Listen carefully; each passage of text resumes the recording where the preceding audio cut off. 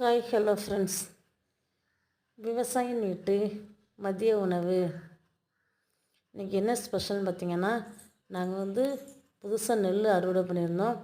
அதில் இன்றைக்கி சாப்பாடு சண்டே அதுமாக பங்கியிருக்கேன். அதனால் இன்றைக்கி கொஞ்சம் ஸ்பெஷல் தான். எங்களுக்கு நல்ல விளைச்சலை எசப்பா எங்களுக்கு தந்திருக்காங்க. என்ன சாப்பாடு பார்க்கலாம் வாங்க. சுட சுட சோறு, புதுநெல் புது சோறு கூட பார்த்திங்கன்னா சாம்பார், கத்திரிக்காய், உருளைக்கிழங்கு, கேரட்டு, பீன்ஸ் எல்லாம் போட்டு சாம்பார் வச்சுருக்கேன்.